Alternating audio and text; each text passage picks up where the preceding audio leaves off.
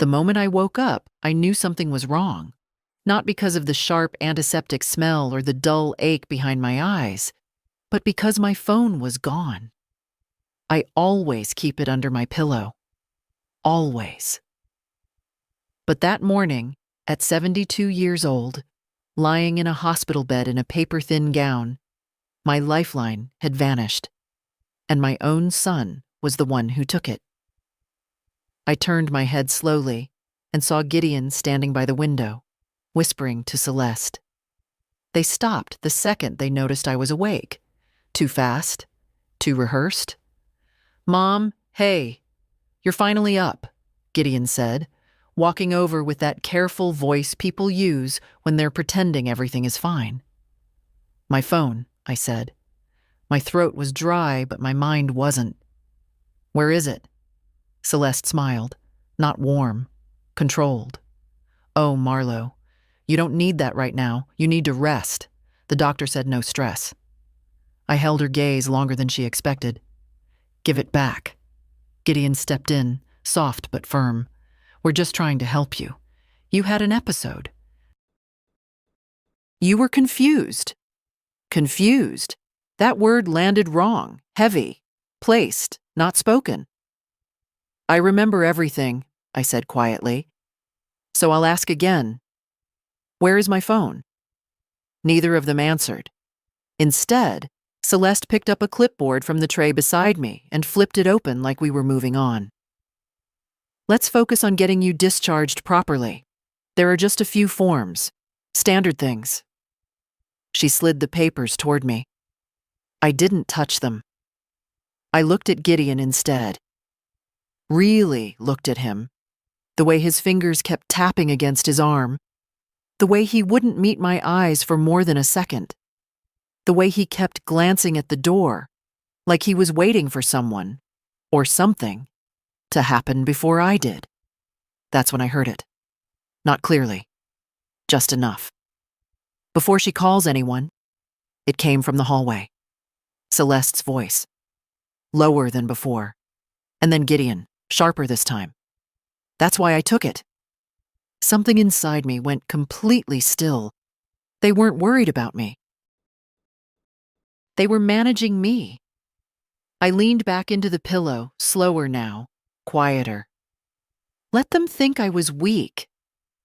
Let them think the fog was still there. Because if my own son had taken my phone so I couldn't call anyone, then whatever they were planning had already started. And I was already late. "Hello, my dears. Right away, this feels wrong. When family takes control instead of offering help, something deeper is always hiding. Would you trust them at this point?" I didn't reach for the papers, not yet. Instead, I let my fingers rest lightly on the edge of the hospital blanket, tracing the thin stitching like I didn't have the strength to do anything else. Gideon relaxed first. That was his mistake. He always needed visible control to feel safe, and the second he thought he had it, he stopped watching closely. Celeste, on the other hand, stayed sharp. "These are time-sensitive," she said, tapping the top page with a manicured nail. "We've already coordinated with a private recovery center. It's quiet, very comfortable. They specialize in cases like yours." "Cases like mine," I repeated, almost absent-mindedly. "Post-episode cognitive instability," she replied smoothly, as if she'd rehearsed that phrase in front of a mirror. "Temporary, of course, but it's better if professionals monitor you." I finally looked down at the papers. The first page was exactly what she wanted me to see. Hospital discharge instructions, medication schedules, follow-up appointments. Clean, ordinary, harmless. The second page was not. I didn't move my face, didn't change my breathing, but I read every word. Transfer authorization, long-term residential care, financial responsibility assigned to existing assets. Existing assets. My assets. I turned the page slowly, as if I were struggling to focus. The third page was worse. legal phrasing buried under soft language, temporary guardianship clauses, limited decision-making authority for patient safety. Patient, not Marlowe, not mother. Patient. You've been busy, I said quietly. Gideon shifted. We're just trying to make sure everything is handled so you don't have to worry about anything. That's kind of you, I replied, still reading. And when exactly did I agree to leave my home? Celeste didn't hesitate. You didn't. Not yet. That's why we need your signature. There it was. Clean, direct, not a misunderstanding, not panic, not love, a transaction. I let out a slow breath and leaned back again, closing my eyes for just a second.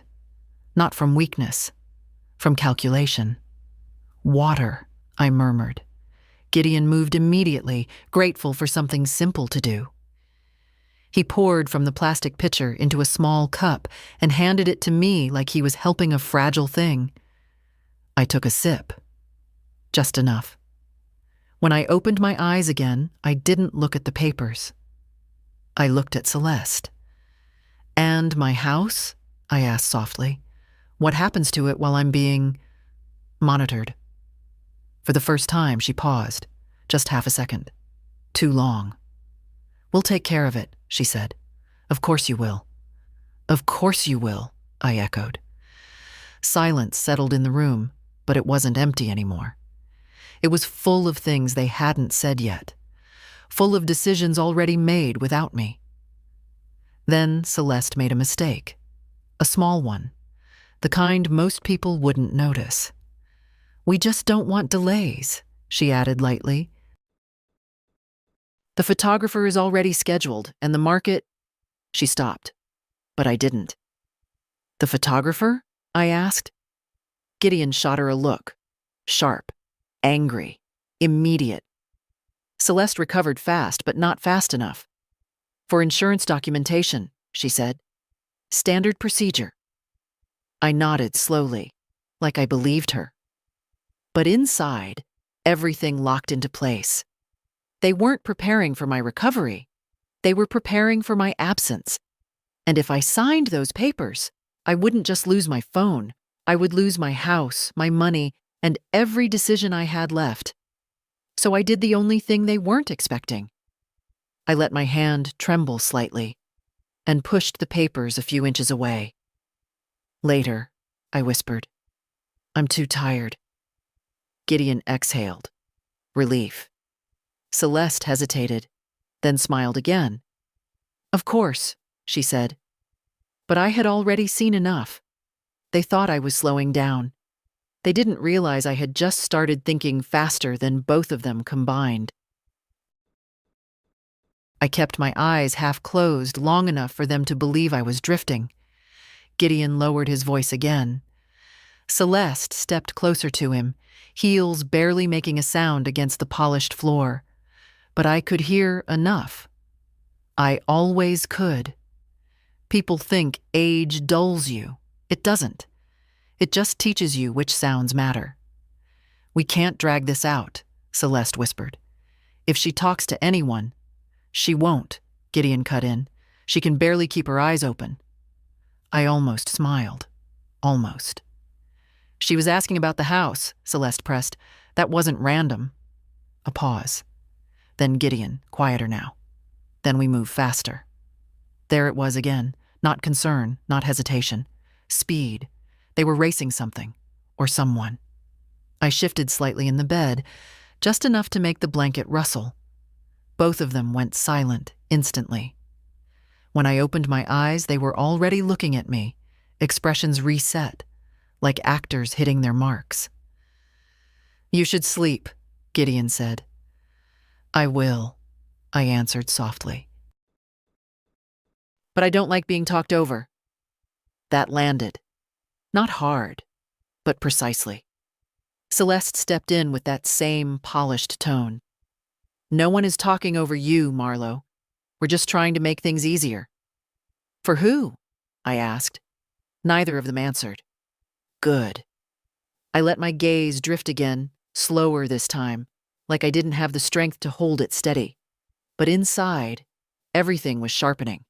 Every word, every slip, every glance between them, it all stacked neatly in my mind. I needed more, not proof. I already had that. I needed timing. How long? I murmured. Until this center is ready for me? Celeste answered too quickly. They have availability immediately. Of course they did. And my things? I asked. Clothes? Personal items? Gideon stepped in this time. We'll take care of all of that. You won't need to worry about packing. Packing?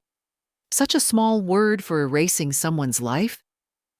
I turned my head slightly toward the window. The light outside had shifted. Late morning, maybe closer to noon. Time was moving, faster than they wanted me to realize. Did anyone come by? I asked. From the church? No, Celeste said immediately. We told them you needed privacy. I see. Of course you did. You closed every door before I even knew I was inside a room. There was a soft knock, and the door opened just enough for a nurse to step in. Not the same one from earlier. This one was younger, brisk, focused. She checked the monitor, adjusted something near my IV, and gave me a quick, professional smile. Vitals are stable, she said. That's good. I watched her carefully. She didn't linger, didn't question, didn't look at Gideon or Celeste for permission. That told me something too. She wasn't involved. But she also wasn't paying attention. Not yet. When she left, the room felt smaller again. Gideon checked his watch. Celeste picked up the clipboard once more, flipping through the pages like she was building momentum. We really should try to get at least some of this signed today, she said. Delays could complicate your transfer. Transfer, not discharge. Transfer. Words matter. And they were choosing theirs very carefully. I let my fingers move again, slow and unsteady, until they rested lightly on the edge of the top page. Gideon leaned forward slightly, watching, waiting. I didn't pick up the pen. Instead, I traced one line with my fingertip. Financial responsibility assigned to existing assets. I looked up at him. Gideon, I said quietly, how much do you think I don't understand? He froze. Not long, just enough. Then he smiled again. That same controlled, careful smile. Mom, you're overthinking this. No. I was finally seeing it clearly.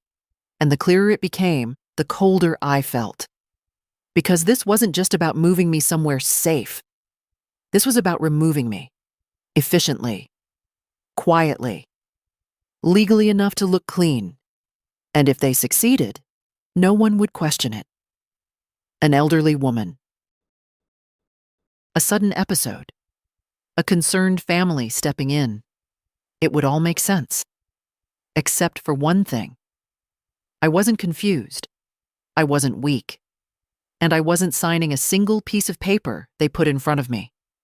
I let my hand slip off the page like it had lost strength and closed my eyes again. But this time, I wasn't pretending to rest. I was planning exactly how I was going to break their timeline before they could finish building it. I didn't rush. That was the first thing I told myself once the room went quiet again. Panic is loud. Panic makes mistakes. And right now, the only advantage I had left was that they still believed I didn't understand the shape of what they were doing. So I stayed still, listened, waited. Gideon stepped out first. Said something about making a call. Celeste stayed behind, but not for long. She hovered for a minute, pretending to reorganize the papers, straightening edges that didn't need straightening, her eyes flicking toward me every few seconds, checking, measuring. Then finally, she leaned closer. Try to get some rest, Marlo. she said softly. Things will feel clearer soon. Clearer. I almost laughed. The second the door clicked shut behind her, I opened my eyes. The silence felt different now. Not empty. Unprotected. I turned my head slowly toward the hallway. No shadows under the door. No voices close enough to catch. Good. I pushed myself up, inch by inch, ignoring the pull in my arm where the IV line tugged slightly. My body wasn't at full strength, but it didn't need to be. It just needed to cooperate long enough. The tray table was still within reach. The papers were still there. They hadn't taken them with them. That told me everything. They weren't afraid I'd read them. They were afraid I'd understand them too late. I pulled the stack closer, this time without pretending. Every page confirmed it. Not just the transfer. Not just the guardianship language. There were references to asset coordination, temporary control structures, even a line about facilitated property transition. Property transition, my house, my life, reduced to a process. I turned another page, and there it was. A name, not Gideon, not Celeste. A third party, a real estate firm. I read it twice, committing it to memory, so it was already in motion. They hadn't just planned this, they had started it. A cold, precise feeling settled into my chest. Not fear, not anger, clarity. I placed the papers back exactly as they were, aligning the corners the way Celeste had left them. Details mattered. If anything looked touched, they'd know. And if they knew I was moving early, they would move faster. I couldn't let that happen. I leaned back again, slower this time, controlling every movement, every breath, until I looked exactly the way they expected. Weak. Compliant. Late. But my mind was already ahead of them. I needed a phone. That was the only real problem now. Everything else, the law, the proof, the timing, I could handle once I had that. But inside this room, I had nothing. No bag, no contacts, no way out. Unless a faint sound outside. Footsteps. Not hurried, not hesitant, steady. The door opened again, and this time it was her. Not the earlier nurse. Someone different. She moved with quiet efficiency, checking the monitor, adjusting the drip rate, her hands confident, practiced. Not rushed, not distracted. Present. That mattered. I watched her carefully, saying nothing at first. She noticed. Of course she did. People like her always do. Pain level? She asked, without looking directly at me yet. Manageable, I said. She nodded slightly, making a small note on the chart. Not overly friendly, not cold. Professional, but not blind. That was enough. I waited until she finished adjusting the line, until her attention shifted, just slightly, away from the machines. Then I spoke.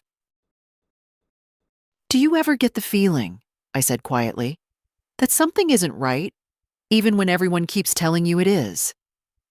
That made her look at me. Really look this time. Not as a patient, as a person.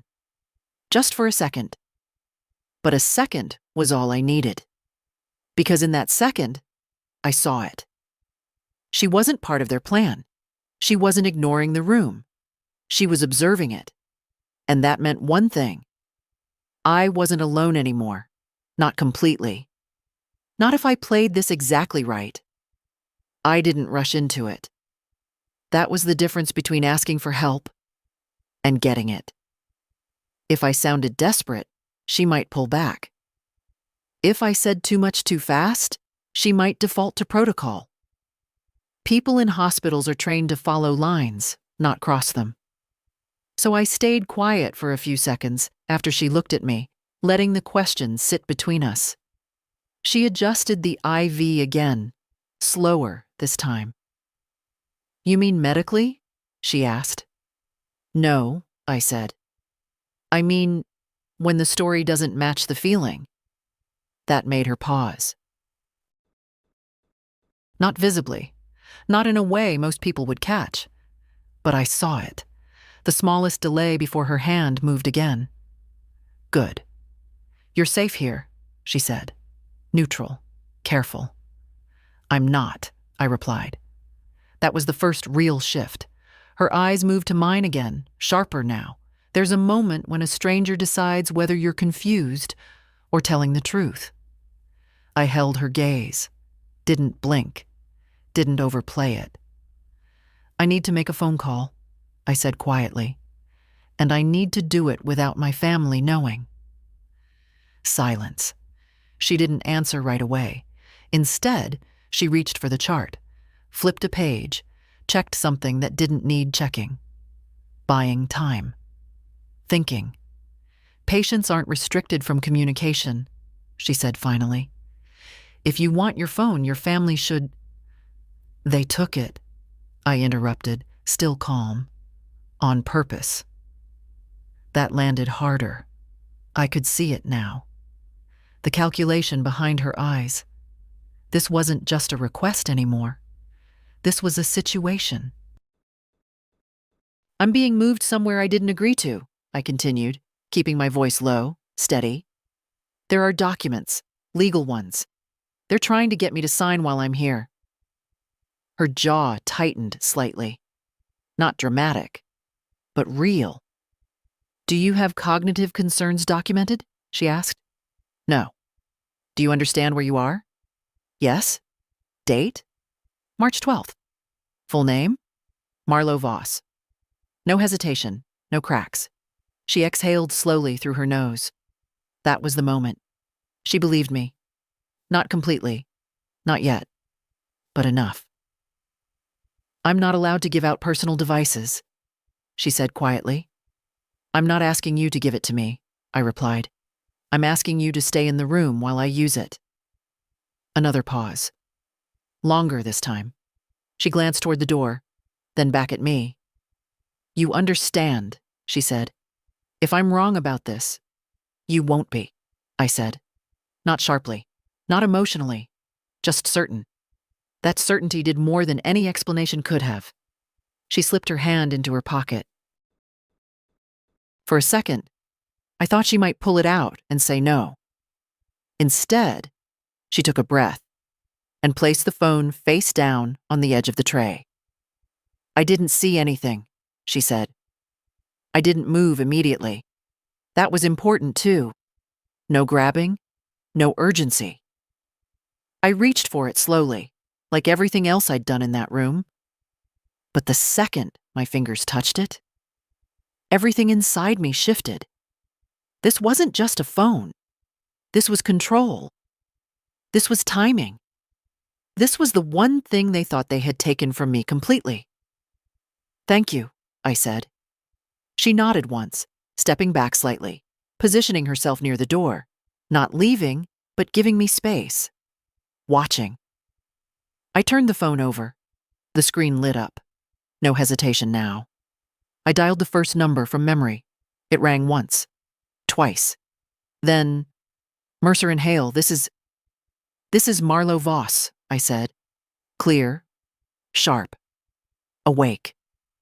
I need to report an active case of attempted financial control and coercion by immediate family. It's happening right now. Silence on the other end. Then the tone changed instantly. Mrs. Voss, are you safe to speak? Yes. Are you under pressure to sign documents? Yes. Do you have access to those documents? Yes. Do not sign anything, she said firmly. We're initiating immediate review and escalation. Stay exactly where you are. I intend to. I ended the call, but I wasn't done. I opened the keypad again and dialed a second number. This one, I didn't even need to think about. Adult Protective Services, a voice answered. My name is Marlo Voss, I said. I believe I'm being isolated and manipulated for financial control by my son and his wife. I'm currently in a hospital, and I need this documented today. That word mattered. Today. Not tomorrow, not later. Today. When I finished, I placed the phone back exactly where it had been. Face down, calm, controlled. The nurse, Rowan, I noticed now from her badge, watched me for a moment longer. "You just changed something," she said quietly. I looked at her. "No," I replied. "I stopped something." And somewhere down the hall, behind closed doors and quiet conversations, their timeline had just been broken. I didn't feel it right away. That would have been too easy. What I felt first was stillness. The kind that settles after something irreversible has already happened. Rowan took her phone back without a word, slipping it into her pocket like nothing unusual had taken place, but the air in the room had changed. Subtly, quietly. And then the system started moving. Not loudly, not dramatically, but precisely. It began with a different nurse, not Rowan, an older one, composed, measured, with a badge that marked her as charge staff. She stepped into the room with a clipboard that was not mine and eyes that did not belong to someone checking vitals. "Mrs. Voss," she said, calm but direct. "I'd like to ask you a few questions privately." That word mattered. Privately. Gideon and Celeste weren't in the room yet, but it meant something else. Someone had flagged something. "I'd appreciate that," I said.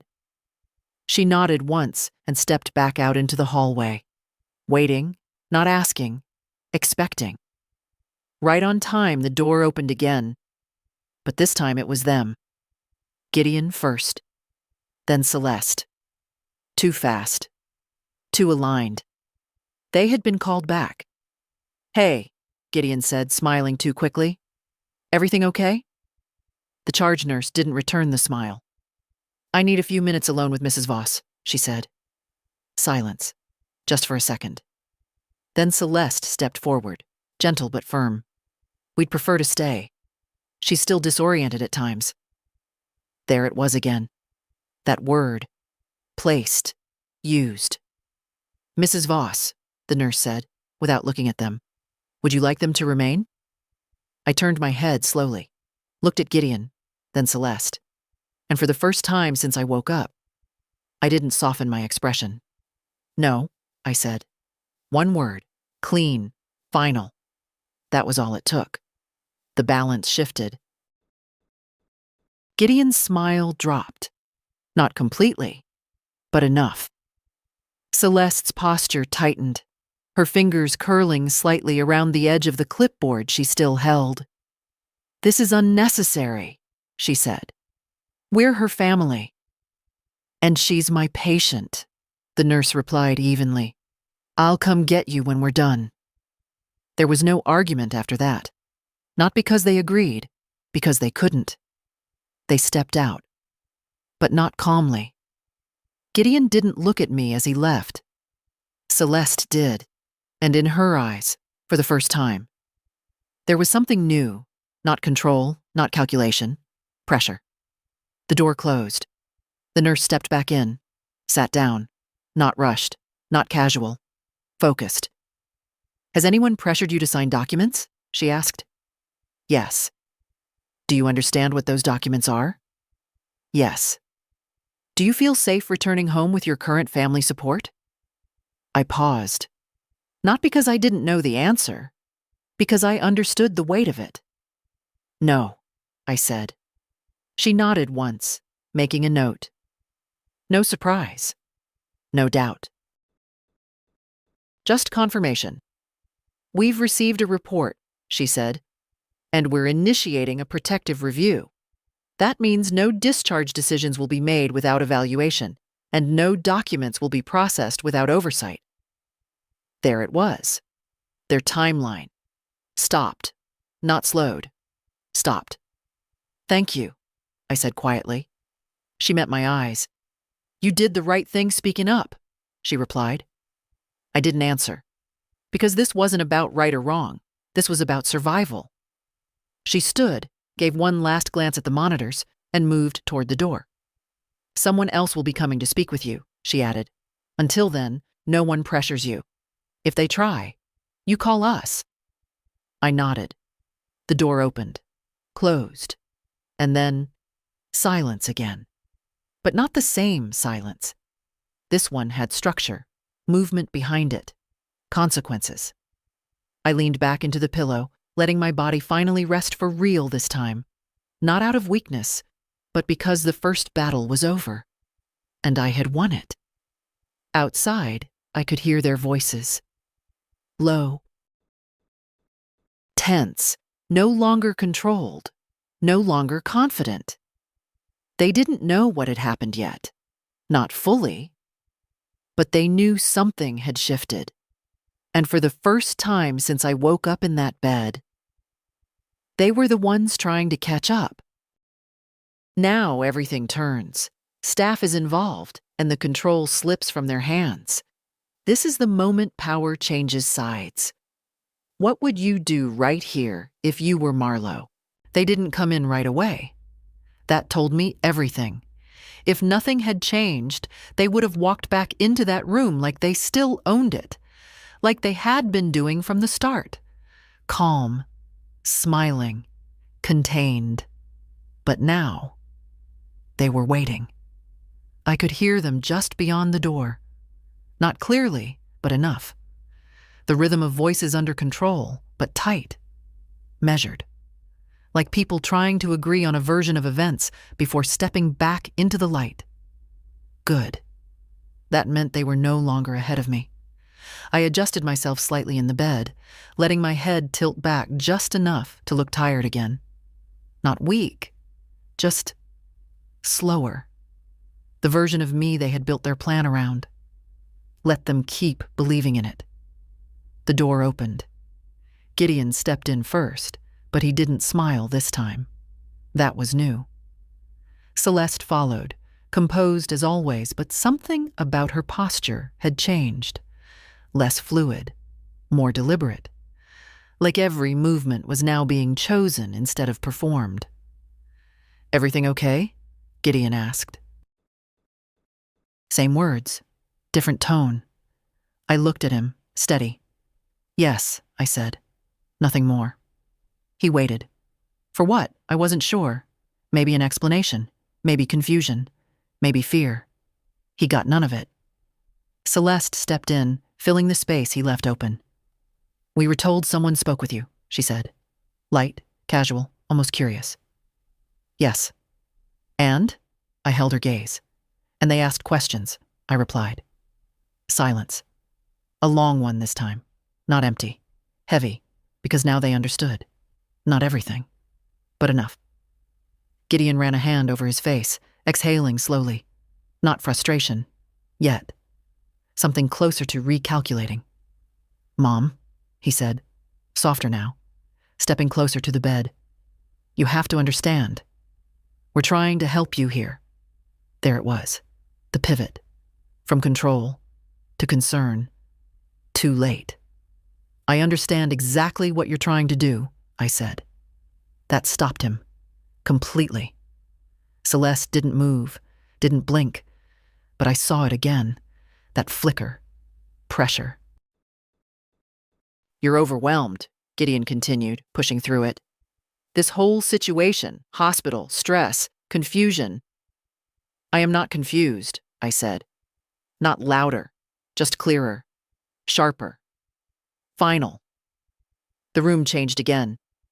This time, it wasn't subtle, because for the first time, I wasn't playing along. Gideon's jaw tightened, just slightly. His patience, whatever version of it he'd been performing, was thinning. Celeste stepped in before he could lose control. "Marlowe," she said gently, taking a step closer, her voice lowering, like she was speaking to someone fragile. "No one is against you. But decisions have to be made quickly, and we're trying to make sure you're protected." "Protected from what?" I asked. She didn't answer, because there was no answer that wouldn't expose everything, so she changed direction. "You don't need to handle everything yourself," she said. "That's what we're here for." And that was the line. The one they actually believed. Not that I was weak, but that I was no longer necessary. I looked at both of them. Really looked. Not as my family, as people standing in front of something they thought they already owned. "You've already started, haven't you?" I said quietly. Gideon's eyes flickered. Celeste stayed still. "The house," I continued, "the paperwork, the timing. No denial, no correction, just silence. Confirmation without words." I nodded once. Slow. Measured. "Then let me make this simple for you," I said. Now they were listening. Really listening. Because something in my voice had shifted. Completely. "I'm not signing anything," I said. "Not today. Not tomorrow. Not ever." Gideon took a step forward. "Mom?" "No," I said. And this time, there was no softness left in it. Just steel. "You don't get to decide what happens to me," I continued. "Not while I'm still here. Not while I'm still thinking. Not while I'm still capable of saying no." The word hung in the air. No. Simple. Absolute. Celeste's expression finally cracked. Not dramatically, but enough. Her lips pressed tighter, her eyes narrowing just slightly. She wasn't used to resistance. Not like this. "You're making this harder than it needs to be," she said quietly. "No," I replied. "I'm making it visible." That landed. Harder than anything else I'd said. Because that was the one thing they couldn't afford. Visibility. Gideon stepped back this time. Not forward. That told me everything. They weren't in control anymore. Not of me. Not of the situation. And for the first time since this started, they knew it. They didn't argue after that. That was the strange part. No raised voices. No sudden explosion. No desperate attempt to pull me back into whatever version of control they had left. Instead, Gideon just nodded once, tight and distant, like he was sealing something off inside himself. "All right," he said, "if that's how you want to do this. Not if you feel that way. Not we'll talk later." Final language. Celeste didn't say anything at all. She simply gathered the papers from the tray with slow, precise movements, aligning them again as if order could still be restored through neat edges and straight lines. But her silence wasn't calm. It was calculating. "We'll give you some time," she said finally, her voice smooth again, but thinner now. "You've clearly made up your mind for today." For today. I noticed that. They still believed time was on their side. They turned and left together. This time, they didn't linger outside the door. No whispered discussion. No attempt to reset the scene. They walked away. That was new. And that was dangerous. Because when people like that stop pushing, it means they're changing strategy. I stayed still for a few seconds after the door closed, listening, counting the silence, measuring the absence. Then I exhaled slowly and turned my head toward the hallway again. Footsteps. Different ones this time. Lighter.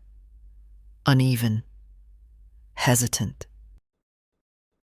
The door opened just a crack, like whoever was behind it wasn't sure they were allowed to come in. And then I saw her. Ivy. She looked smaller than I remembered. Not physically. She'd grown, of course. But something in her posture had changed. Shoulders slightly drawn in, eyes scanning the room like she expected to be told she didn't belong there. Hi, she said quietly. "Ivy," I said, and for the first time since all of this started, something in my chest softened. She stepped in, closing the door gently behind her, like even the sound might get her in trouble. "I didn't know if I should come," she admitted. "Mom said you needed rest." Of course she did. I studied her face carefully. No calculation. No performance. Just confusion. And something else. Worry. I'm glad you did, I said. She moved closer to the bed, slowly, like she was approaching something fragile. Not me, but the situation itself. They're acting weird, she said under her breath, glancing toward the door. Like, really weird. I almost smiled. Yes, I said. They are. She hesitated, then leaned in a little more. Grandma? What's going on? That question mattered. Not because of the words, because of how she asked it. She wasn't looking for reassurance. She was looking for the truth. I could have protected her, given her something softer, something easier to carry. But that would have made her just another piece in their version of events. And I wasn't going to let that happen. They're trying to take control of things that don't belong to them, I said quietly. Her brow furrowed. Like what? My decisions, I replied. My home? My life? She went very still. That landed. Is that even allowed? She asked. No, I said. Not if I say no. She nodded slowly, processing it. Then, after a second, I think they've already started, she said. That made me look at her more closely. What do you mean? She hesitated, glancing toward the door again before lowering her voice even further. I went to the house yesterday, she said. Mom sent me to pick up some of your things. Of course she did. What things? I asked. I don't know. She just said essentials, but... Ivy swallowed slightly. There were people there. My stomach tightened. What kind of people? Not movers, she said quickly. Like, staging people. They were moving things around, talking about lighting. One of them had a camera. There it was. Not a plan. Execution. They told me not to touch anything, she added. Like it wasn't even my house. My house. Already being prepared. Already being turned into something to sell. How long were they there? I asked. I don't know. When I left, they were still setting up. Mom was in the kitchen with some guy talking about timelines. Timelines. That word again. Always moving. Always ahead. I leaned back slightly, letting that settle. The pieces were no longer theoretical. They were active. Moving. And if I hadn't made that call when I did, by the time I got out of this hospital, my life would have already been processed into something unrecognizable. Grandma? Ivy said softly. I looked at her. You did the right thing coming here, I said. She nodded, but she still looked unsure. Am I in trouble? She asked. No, I said. But you're in the middle of something they didn't expect you to see. That made her straighten slightly, not scared. Aware. Then what do I do? She asked. I held her gaze. And for the first time, I wasn't just surviving this situation. I was building something inside it. You stay exactly the way you are, I said, and you don't let them tell you what you saw wasn't real. She nodded, and just like that, they had lost something they didn't even realize they needed. Control of the narrative. After Ivy left, the room didn't feel empty. It felt informed. That was the difference. Before, I had suspicions, patterns, fragments that didn't align. Now I had confirmation, real, physical movement happening outside of me, people in my house, my things being touched, rearranged, prepared. I closed my eyes for a moment, but not to rest, to organize. Staging crew, photographer, timeline, legal papers already drafted, a facility ready immediately. This wasn't rushed, it was pre-built, and I had walked into the middle of it. The door opened again about 20 minutes later. Not Gideon, not Celeste. A man this time. Mid-50s, maybe older, with a posture that carried authority without needing to announce it. Not hospital staff, not family. "Mrs. Voss?" he said. "Yes. My name is Daniel Reeves. I'm with Adult Protective Services." Right on time. I gestured slightly toward the chair. "Please." He sat down, placing a thin folder on his lap, not opening it yet. Observing first. Taking in the room, the equipment, the distance between the bed and the door. Not rushing. Good. "Before we begin," he said, "I need to confirm. Are you comfortable speaking right now?" "Yes." "Are you under any immediate pressure to sign documents?" "No. Not at this moment." He nodded once. "Then I'd like you to walk me through everything from when you woke up." So I did. Not emotionally, not dramatically. Precisely. I told him about the phone, the wording they used, the documents, the facility, the shift in their behavior when I refused, the real estate reference, the staging team Ivy had seen, the timing. I didn't skip anything, didn't embellish, didn't soften. When I finished, he didn't speak right away. He made a few notes, closed the folder halfway, then looked at me directly. "Have you given them any form of legal authority?" he asked. "No." "Power of attorney? Temporary or otherwise?" "No." "Have you signed anything since being admitted?" "No." He nodded again. "That's important." "I assumed it would be," I said. He allowed himself a small, almost invisible smile. "Yes," he said. "It is." He opened the folder this time, flipping to a page I couldn't see fully, but I caught enough. Printed sections, legal formatting, not hospital paperwork. This was already moving beyond internal review. "Based on what you've reported," he continued, "we're placing a temporary hold on any external transfers tied to your name that we can identify quickly. Property activity, financial movements, and third-party authorizations." There it was. Not suspicion. Action. "They've already started," I said. "I believe you," he replied. Simple, direct, no hesitation. That mattered more than anything. "What happens next?" I asked. "We verify," he said. "We cross-reference the documents they've presented. We speak to hospital staff. We review any attempts at access tied to your accounts, and—" He paused slightly. "We speak to your family." I nodded. Good luck with that.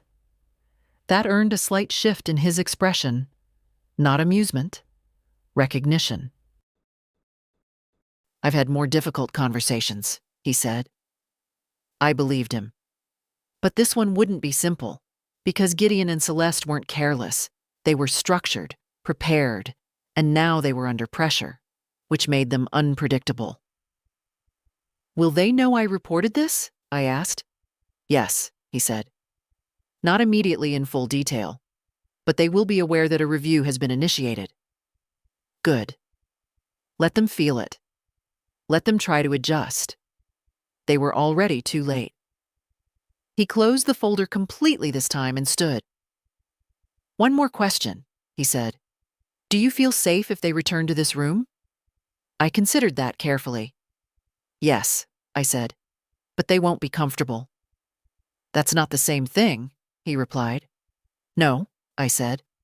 "It isn't." He nodded once. "I'll be just outside for a while," he added. "If anything changes, you ask for me directly." "I will." He moved toward the door, then paused for just a second. "You acted quickly," he said. That made a difference. "I didn't act quickly," I replied. "I acted on time." He held my gaze for a moment, then stepped out. The door closed, and for the first time since this began, I wasn't reacting anymore. I was ahead. They didn't wait long this time, which meant they knew.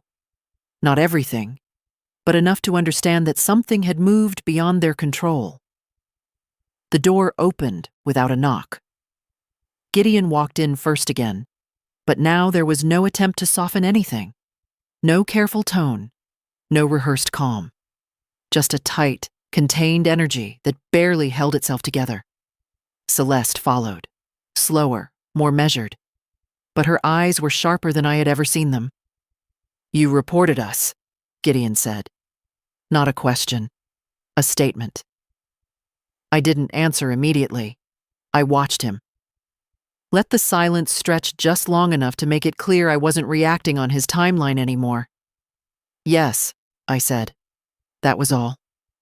The word hit harder than anything else I could have said, because it was clean. No defense, no explanation, just truth. Gideon exhaled sharply, turning away for a second, running his hand through his hair. "Unbelievable," he muttered. "After everything we've done." "Don't," I said. He stopped, not because I raised my voice, because I didn't. "Don't rewrite this into something it isn't," I continued. "Not here, not with me." Celeste stepped forward then, placing herself slightly between us, not to protect me, but to regain control of the space. "Marlowe," she said, calm again, but now it was the kind of calm that comes with pressure underneath it. "You've escalated this unnecessarily." "No," I replied. "You escalated it when you started acting without me." Her eyes narrowed slightly. "We were acting for you. You were acting around me." That landed. Hard. Gideon turned back, frustration no longer hidden. "You don't even understand what you've just done," he said. "You've complicated everything." "I was supposed to make it easier?" I asked. "Yes," he snapped. "That's the whole point. You let us handle it. Things go smoothly. Now," he gestured vaguely, "now this turns into something messy." Messy. That word told me more than anything else. Not wrong, not illegal. Messy. Because what they were afraid of wasn't consequences. It was exposure. I leaned back slightly, studying him. "You're not worried about me," I said. He didn't answer. "You're worried about losing control of the process." Silence. Again. Confirmation. Celeste exhaled slowly, adjusting her tone once more, shifting tactics mid-conversation like she always did. "Let's be practical," she said. "This review won't last forever. These things get resolved quickly when there's no real issue." "No real issue," I repeated. She nodded. "Exactly. So instead of turning this into something bigger than it needs to be, we can still move forward. You just need to cooperate." There it was, the last version of the same plan. Different language. Same outcome. I looked at her for a long moment. Then I shook my head. "No," I said. This time it didn't feel like resistance. It felt like closure. Gideon let out a short, humorless laugh. "You think this stops anything?" he said. "You think one report changes the situation?" "Yes," I said. Not loudly, not emotionally, just certain. "It already has." That was the moment it shifted again. Because they saw it, not in the room, not in me, but in everything around us. The fact that no one had come in to push papers again. The fact that they had been asked to step out earlier. The fact that the system had started watching. They weren't operating freely anymore. They were being observed. And they hated it. Celeste's composure cracked just slightly.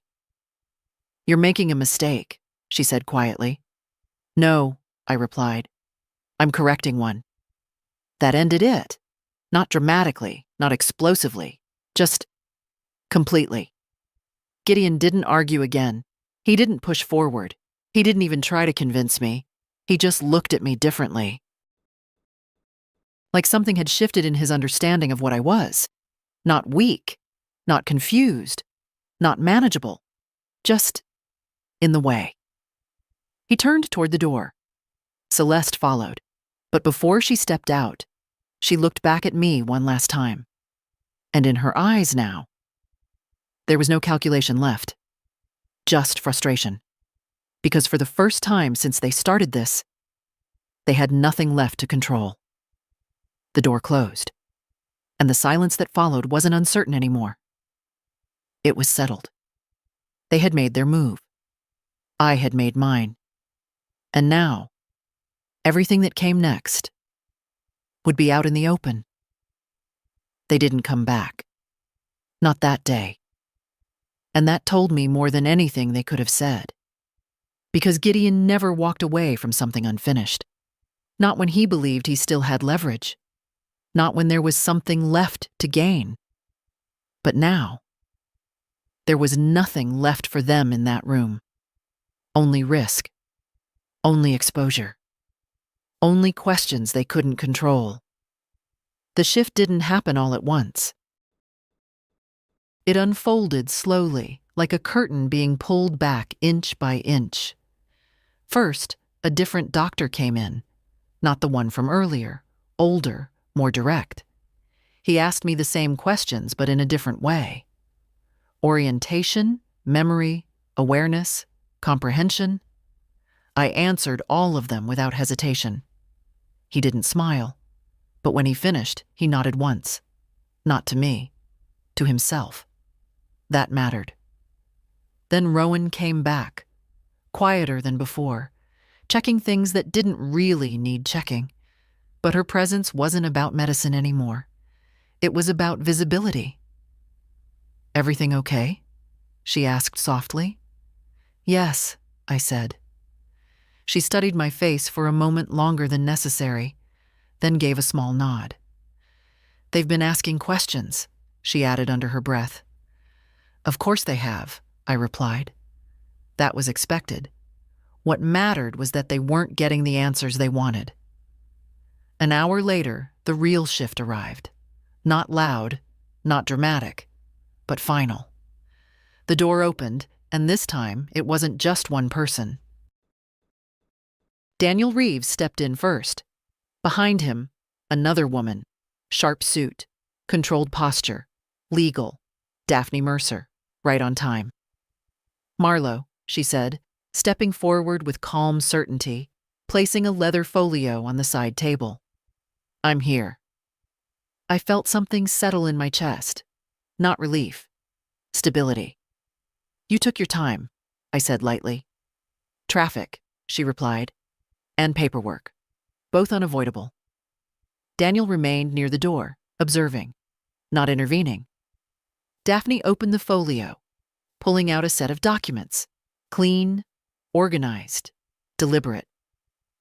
"Let's make a few things very clear," she said, her voice steady, carrying just enough weight to fill the room without raising itself. "No authority has been legally transferred. No guardianship has been established. No property can be listed, transferred, or altered without your direct, verified consent." I nodded. "I assumed as much," I said. "Yes," she replied. "But assumptions don't stop people. Paper does." "Exactly." She slid one page slightly closer to me, not for signing, just for reference. "Your accounts are now flagged for review," she continued. "Any attempt at access, modification, or authorization tied to your name triggers verification. That includes real estate activity." There it was. The line had been drawn. Not verbally, structurally. Daniel stepped forward slightly. "We've already contacted the agency connected to the listing activity at your residence," he added. "They were very interested to learn that you had not personally authorized anything." I almost smiled. Very interested. That was one way to put it. "And my family?" I asked. Daphne closed the folio slowly. "They've been informed that any further attempts to act on your behalf without legal standing will be documented as coercive interference," she said. Calm, precise, devastating. Silence settled in the room again, but this time, it wasn't uncertain. It was resolved. They won't stop, I said. No, Daphne agreed. But they won't move the same way again. That was enough, because I didn't need them to disappear. I just needed them to lose control. And they had. Completely. A knock at the door interrupted the moment. Soft. Careful. Daniel stepped aside as it opened. Gideon? Celeste. They didn't step fully inside this time. They stayed near the threshold. That told me everything. Daphne didn't turn toward them immediately. She let them stand there. Wait. Then slowly, she closed the folio and looked up. Mr. and Mrs. Voss, she said, her tone polite but not welcoming. I believe we'll be speaking shortly. Gideon didn't respond. Celeste's expression didn't change, but neither of them moved forward.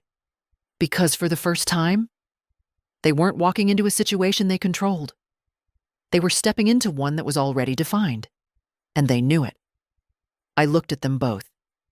Calm. Still. Untouchable. And in that moment, the entire thing became clear. They hadn't lost because I fought them. They lost because I spoke first. This is the moment everything collapses for them. Lawyers, staff, witnesses. No more control, no more silence. And tell me honestly, would you have gone this far or stopped earlier? They didn't argue in the doorway. That would have been the old version of them, the one that still believed they could push through resistance with pressure, tone, or control. Now they stood still. Gideon's hand rested on the doorframe, not gripping it, but not relaxed either. Celeste stood just behind him, her posture straight, her face composed again. But it wasn't the same composure as before. This one had limits. Daphne didn't invite them in. She didn't need to. Let's not do this here, she said calmly, already standing. We'll use the consultation room down the hall. Not a suggestion, a direction. Daniel stepped aside, making space, not for them, but for the process. Gideon hesitated for a fraction of a second. Then he nodded. That was new. Celeste followed without a word. The door closed behind them. And just like that, they were no longer dealing with me. They were dealing with structure. I leaned back into the pillow, letting out a slow breath I hadn't realized I'd been holding. Not relief, again, not that, but a kind of release from tension that had been sitting under everything since the moment I woke up. Rowan stepped in a few minutes later, quieter than usual. They're in the consultation room, she said. I assumed. She glanced toward the hallway, then back at me. It doesn't look comfortable. I almost smiled. It's not supposed to be. She nodded once, then adjusted the blanket near my arm, more out of habit than necessity.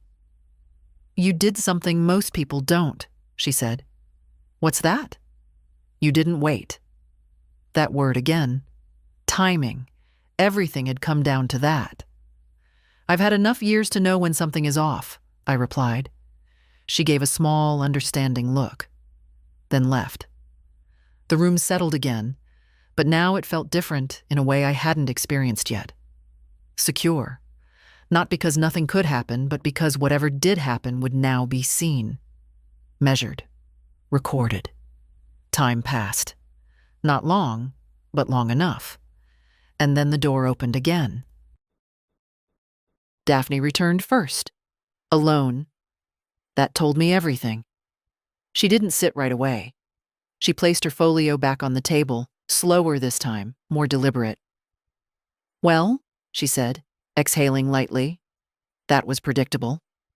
I watched her carefully. How bad? I asked. They're not admitting intent, she said. Of course. But they're also not denying actions. That was worse, because denial could be challenged. Silence had weight.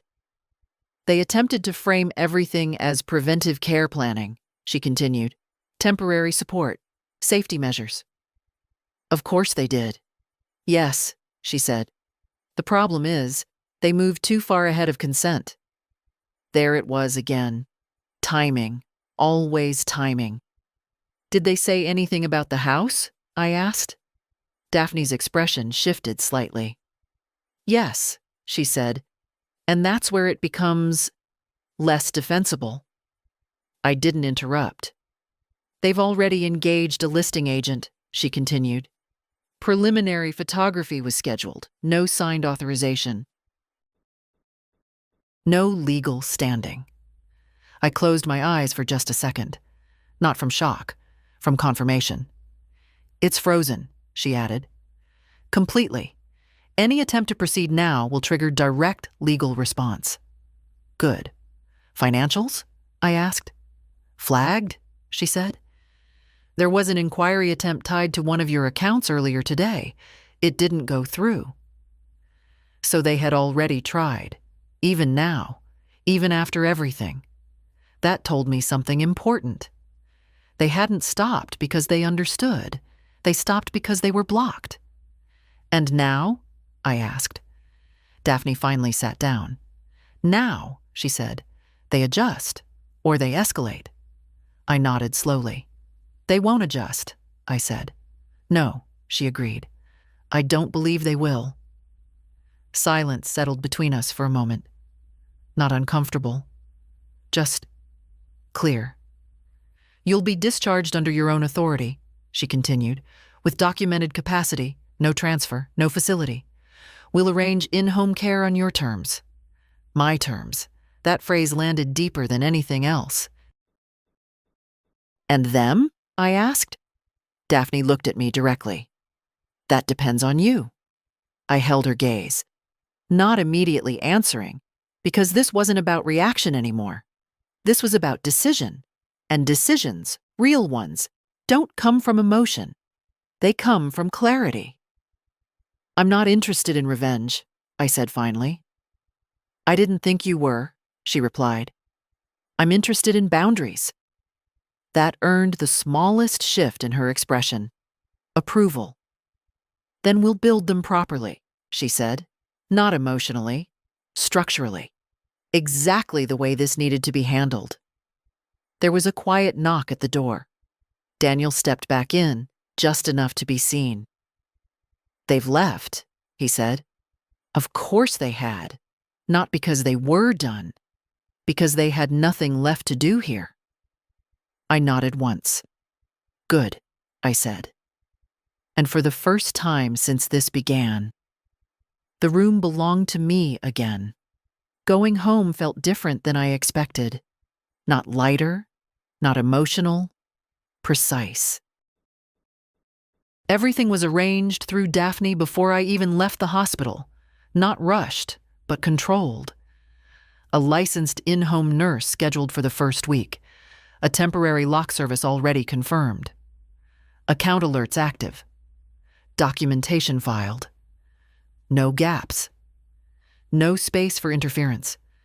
When I stepped out of the car in front of my house, the air felt sharper than I remembered. Crisp. Clean. Real. Not filtered through hospital walls or quiet conversations behind doors. But the house wasn't the same. Not because it had changed completely. Because it had been touched. That's the only word for it. Touched.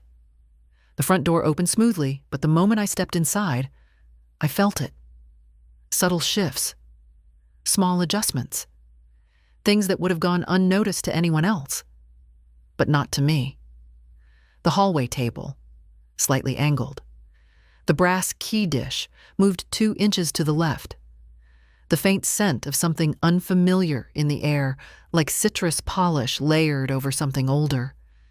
They had been here. Not visiting. Preparing. I walked in slowly, taking everything in without reacting. My nurse, Elena, quiet and observant, followed a step behind, saying nothing, which I appreciated.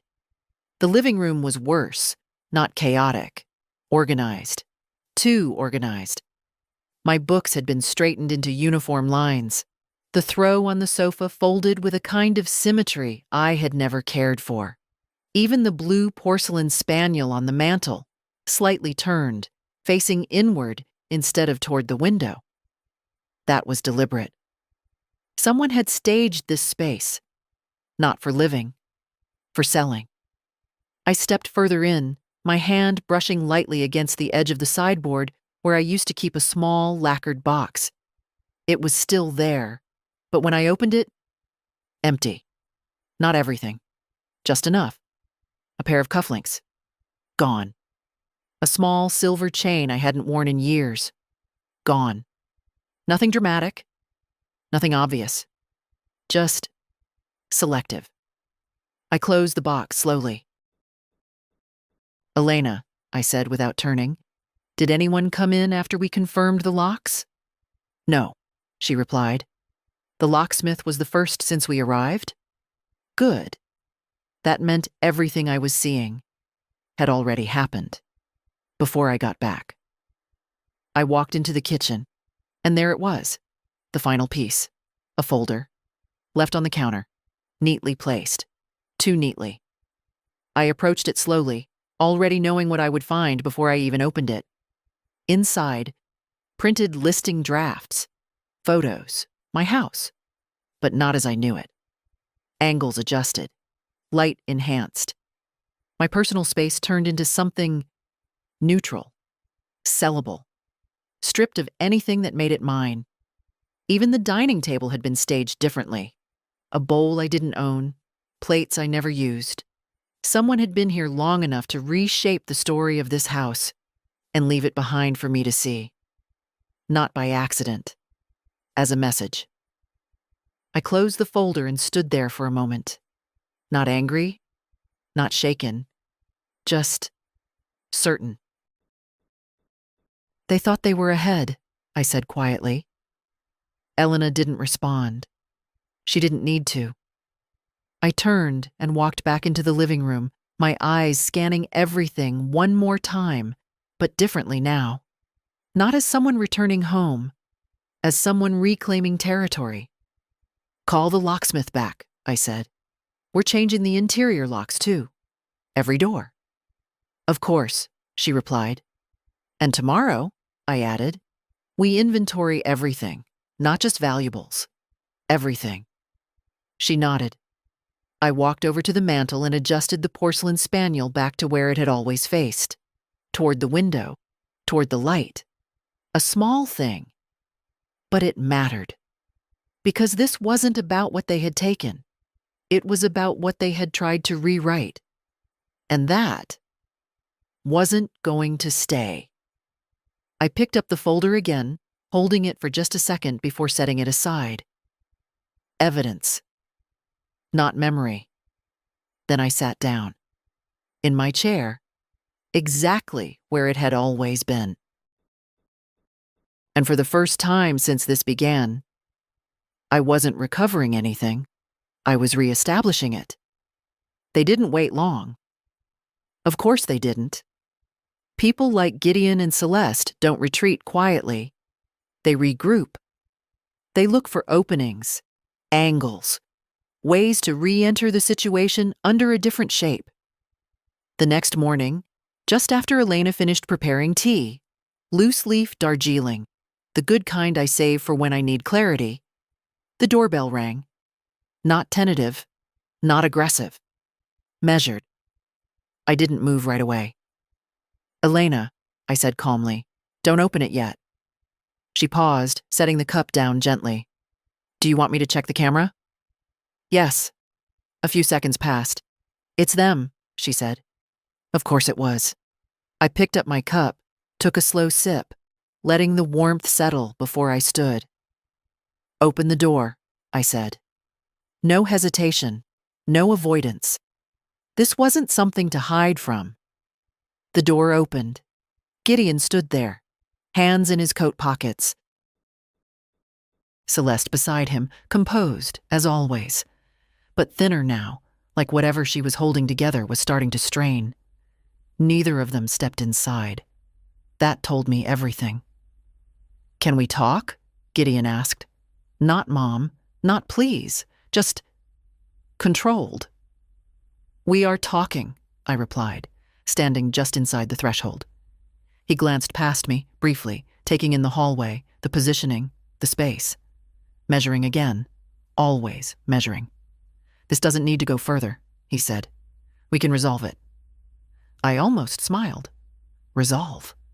As if this had been a misunderstanding. As far as I'm concerned, I said, it already has gone further. Celeste stepped in slightly, just enough to shift the dynamic. We're not here to argue, she said. We're here to fix this before it becomes something permanent. Permanent. That word mattered. Because now they understood. This wasn't temporary anymore. This wasn't something that would reset once I calmed down. This was structure. I've already fixed it, I said. Gideon's jaw tightened. By freezing everything? By bringing in lawyers? By making us look like— I didn't make you look like anything, I interrupted. Silence. Sharp. Clean.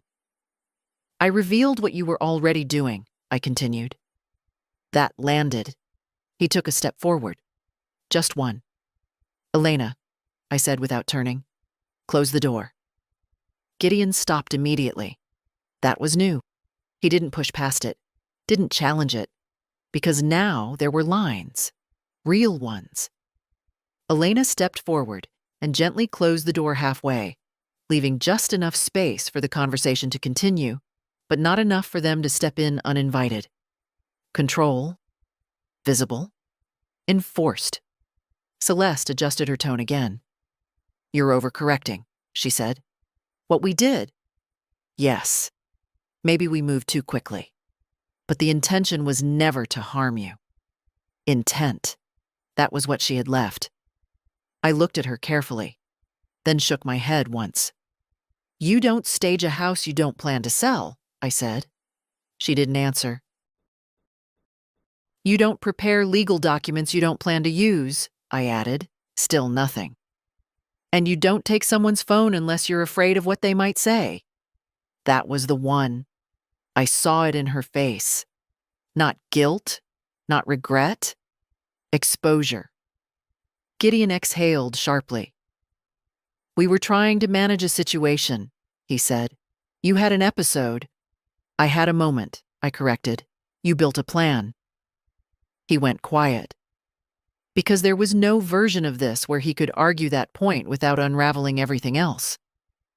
Celeste tried one last angle. If you continue this, she said carefully, there will be consequences. Legal ones, family ones. This doesn't just stop with paperwork. There it was. The closest thing to a threat they could still make. Not loud, but clear. I stepped forward slightly, just enough to close the remaining distance between us. Then let it continue, I said. No hesitation, no emotion, just finality. Because this wasn't about fear anymore. It was about terms. And I had already set them. Gideon looked at me for a long moment. Longer than before. Like he was trying to find something familiar. Something he could still work with. He didn't find it. Because it wasn't there anymore. He nodded once. Not agreement. Acceptance. All right, he said quietly. Celeste didn't speak again. They turned, walked away. No last words. No attempt to reclaim anything. Because now they understood something they hadn't before. This wasn't a situation they could recover. It was one they had lost. I stood there until they reached the end of the path. Until the car door closed. Until the engine started. And only then did I step back and close the door completely. Not gently. Not forcefully. Precisely. And just like that. There was nothing left between us that wasn't intentional. The quiet that followed wasn't empty. It was earned. Days passed, not dramatically, not with sudden turns, but with steady, deliberate movement. The kind that doesn't draw attention but changes everything underneath. The inventory was completed first, room by room, drawer by drawer. Not just valuables, everything. Elena documented it all while I walked beside her, naming what belonged, what didn't, and what had been shifted. The missing pieces were noted, the staged elements removed. The house slowly returned, not to what it was before, but to something cleaner, defined, nothing ambiguous, nothing left open for interpretation. The locks were replaced. Every entry point, every interior door, every access that had once been shared without question, reset. Not out of fear, out of structure. Daphne moved just as precisely on her side. Documents rewritten, permissions revoked, access lists reduced to exactly what was necessary, and nothing more. No gray areas, no assumptions, only clarity. Gideon and Celeste didn't come back. They didn't call, didn't send messages, but they didn't disappear either. I heard things, not directly. But enough. Conversations shifting, explanations being made, versions of events trying to reshape themselves in other people's minds. She misunderstood. They were just trying to help. It got blown out of proportion. Of course, that's how it always goes. But here's the difference.